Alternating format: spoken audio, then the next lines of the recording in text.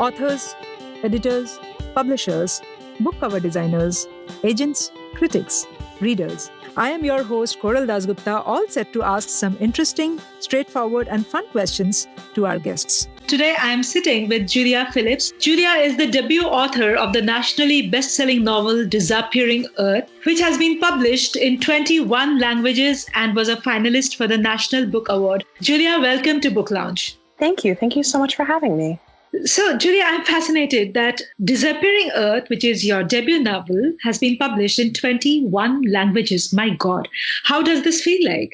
It's pretty spectacular. It's really beyond a dream come true. I'm so happy about it. It's the most joyful thing to think of the book in other languages. It's because as it goes into other languages, it doesn't really require more work on my part, which is a real thrill. It just shows up. So, you have, some question that I really wanted to ask is, you have written the original. And of course, now you have less control on translations, and probably you wouldn't even know some of the languages in which it has been translated.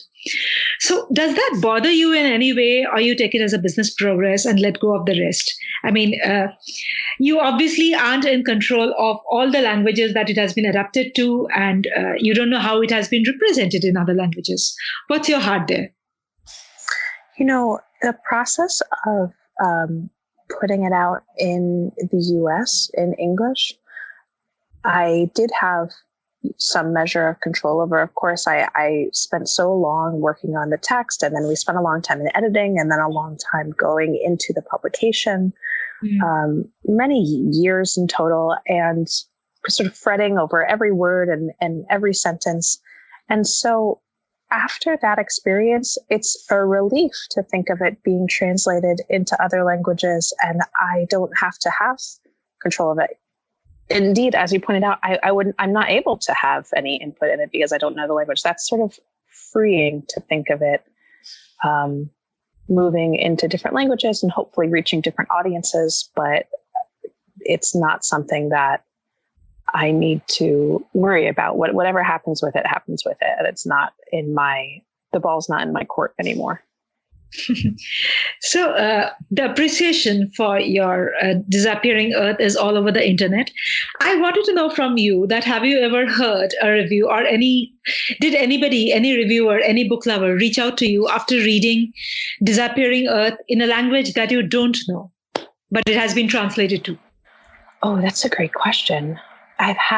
No, I don't think they've reached out to me in a language that I don't know. I've had conversations with people in Poland and people in France about the book, which they read in Polish and French.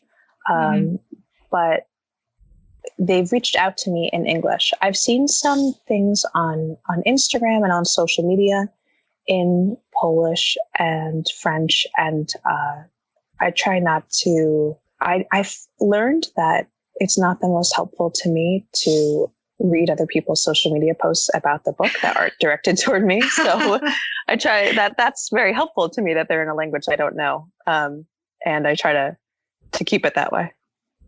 Okay. I asked you this because it so happened that one of my books got a review in a language that I'm not aware of. And I was literally carrying a printout of that and telling people that, can you please read it out to me and translate it and tell me what is it? Oh my God, that's so funny. And did people read it and translate it and tell you what it was? Yeah. One person was really generous to give it some time. And that person was so nice. He actually translated it from Malayalam. Malayalam is a South Indian language.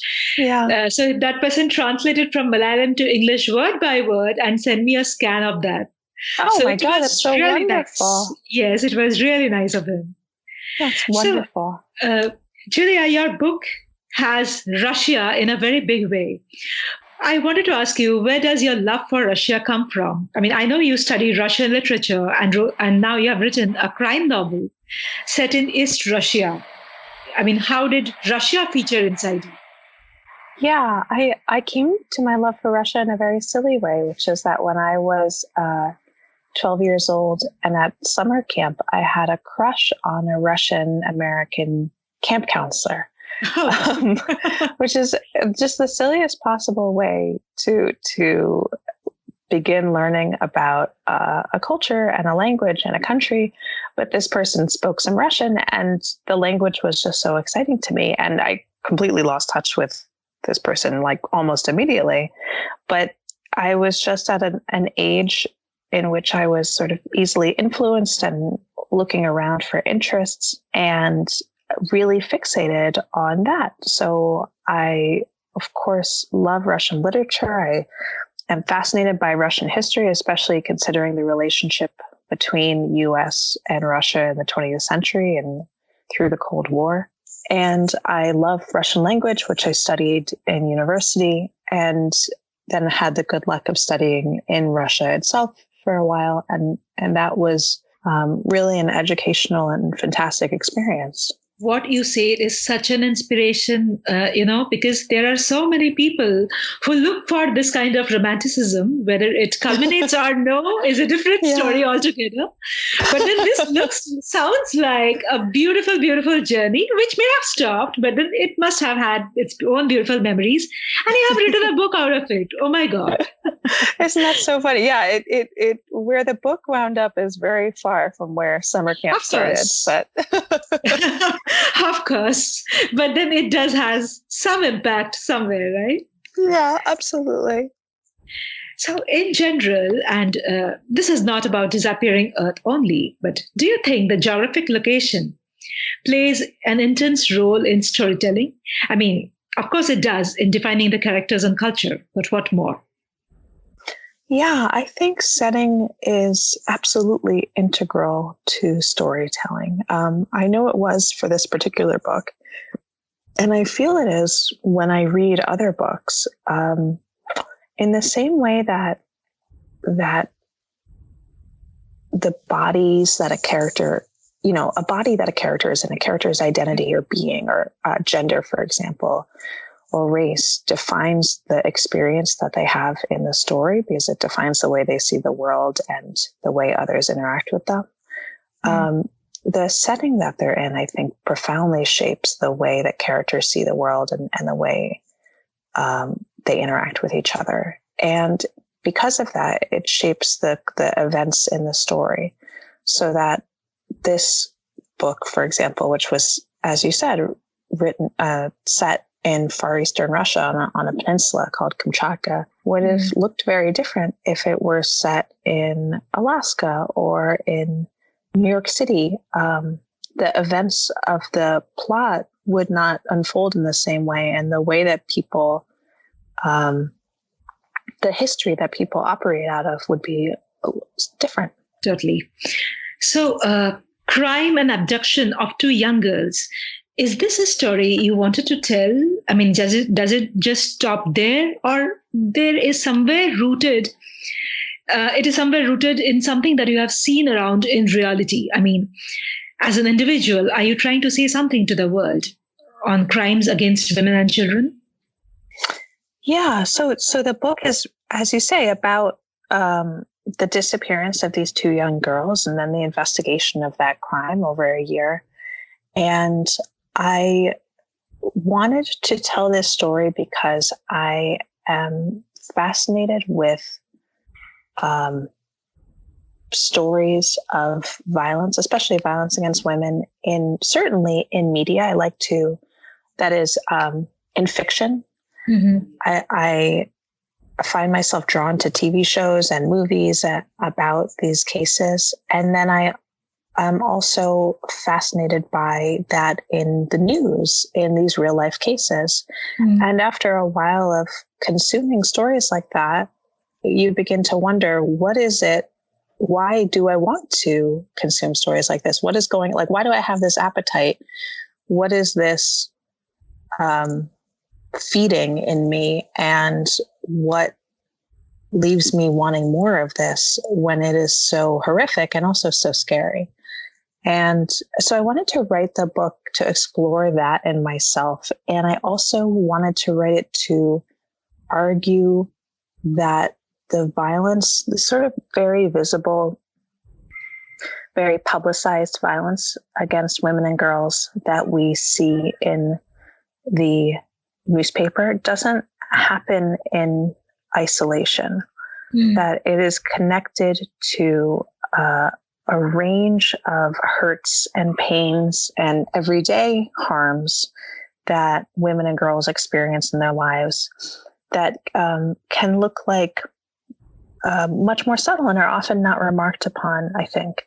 Things like, indignities at the office, or compromises in relationships, or these small attitudes or approaches that we address women and girls with. Those create a foundation for these big, highly publicized violences, and they create a culture in which such violence is possible. In my experience, that is how violence works, that these big violences don't happen in isolation, but that they're very connected to our everyday behavior. And so I wanted to write the book, not so much to look at this one crime in isolation, but to look at a community and a culture that is connected to. Julia, I would like to really ask you, that was writing this kind of a book, the process of writing, the time that you took in putting down everything that you had in your heart on paper, was it stressful, or you are capable of detaching yourself from what you were writing and keeping your personal self aloof? I definitely don't think I'm capable of keeping my personal self aloof. The book, because it talks about violence and hurt and pain, and there are lots of times when writing it was, the content I was writing was sad or hurtful or made my heart pound, or even though this is a story I'm making up and characters I'm making up, just to imagine these experiences was painful. But for me, that's one of the best things about writing, especially about writing fiction, that it lets you process and digest in a way that is safe the painful reality of everyday living. So I think all the situations that characters encounter in this book are situations that people encounter all the time in real life. And it makes me feel lucky and happy to be able to explore those experiences in my own life, or in my friends' lives, or in my community's lives through fiction, in a way that helps me better understand them, or better appreciate and take the time to look at what's going on. True. So given that this is your first book, though you have had rich engagements with the literary world before, how was the journey you had while placing yourself with a publisher? I was pretty blown away that the journey I had placing myself with a publisher was quite miraculous and quite fast. I felt like it felt like a real Cinderella experience to me. Like all of a sudden there I was at the publisher of my dreams. It felt like a miracle to me. I worked on this book I first proposed this project and started developing it in 2009, and I finished the manuscript in early 2017. So It was certainly a long process. And I had the enormous luck of meeting a woman who really, didn't know me at all, and is a very successful author. We just happened to meet by chance. And she said, you know what, why don't you, whenever you're ready, let me know, and I'll pass on your manuscript to my agent. So when the manuscript was ready on my end, I let her know, fully expecting that she would, have come to her senses by then and say, no, this is ridiculous. I'm not going to do this. But she passed on to her agent, and her agent took it a week later and sold it to a publisher a month later. And it was just so miraculous. I could hardly believe it. I could hardly sleep. It was so exciting. And then my experience with the publisher themselves was really very wonderful. I felt like they I still feel that they care for the book and care for me and want to do what is best for it and support it to become its best version.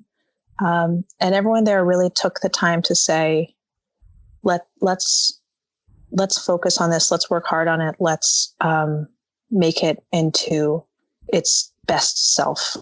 And that was wonderful. Oh, so awesome to hear that. I mean, I wanted to also ask you about the book cover.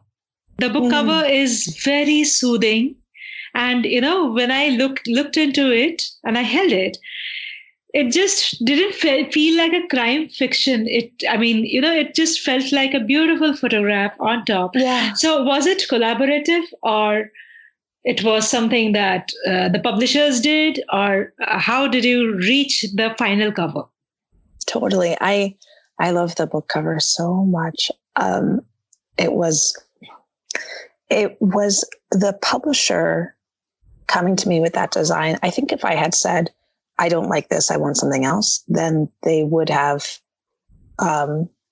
taken that into consideration and thought about how to best present it and, perhaps come up with other designs. But when I saw it, I was just blown away.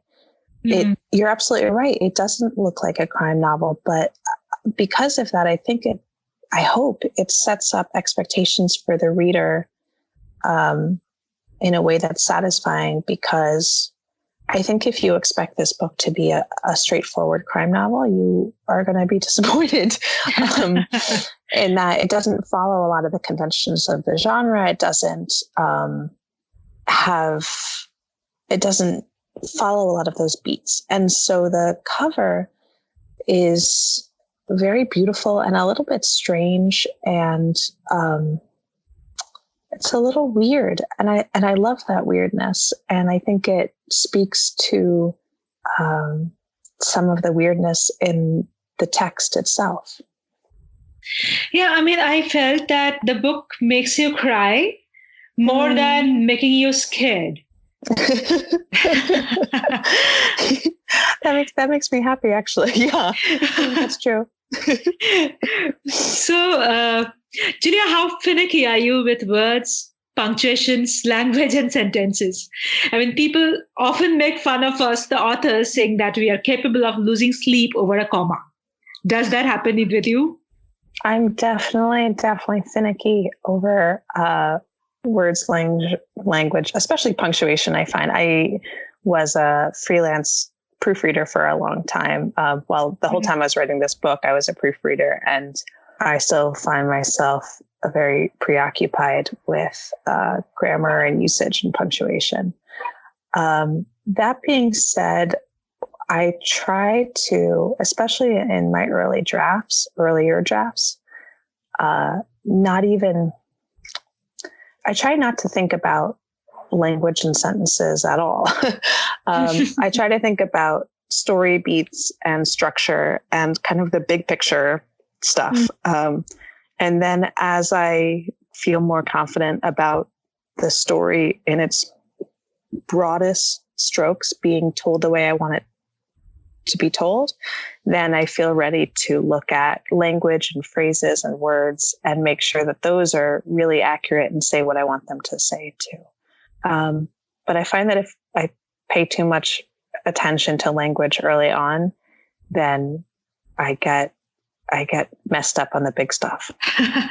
Yeah, we get trapped into that only. Yes, absolutely. So how is your life, or, your daily schedule, and what makes you happy? So right now, so much of my life and my daily schedule is around promoting the book still, which is interesting. So like this spring, I think I'm traveling more than half the week, every week, and spending a lot of time in airports, which is a nice chance to spend a lot of time reading and, watching movies, and that's nice. And then I find when I get home, I kind of just like crash. So I'm still working on creating a daily schedule that's sustainable for writing, because writing is something that makes me really happy. I was writing a little bit yesterday, and I thought how nice it is I mean, we talked before about being in control of your writing, and it is very joyful to work on something that's so private and so personal, and just you're the boss of this little world that you create, and while you're working on it, nothing else matters. That's really, really joyful. So I love that. Lovely. So if you're given, this is the last question that I have for you, Julia. If you were given a blank paper and expected to write 5 words or phrases, what would you write and why would you choose them? This really makes me laugh because I wish I could say something very profound. But honestly, I think I would write sort of phrases, like practicing handwriting phrases that remind me of being in school. If I were given a blank piece of paper and someone said, write 5 words or phrases, I think I would probably say, hello, and my name is Julia, and things like that. I am this age, because I wouldn't know what else to say. Totally accepted. This last question is more about, where is the author's mind wandering? And that everybody wants to know. Everybody wants to know that what is the author thinking and how does that thought come into the things that they create in their writing space. So I'm sure my audience would love this interview, Julia, and thank you so much for talking to us. Thank you so much. I really appreciate it.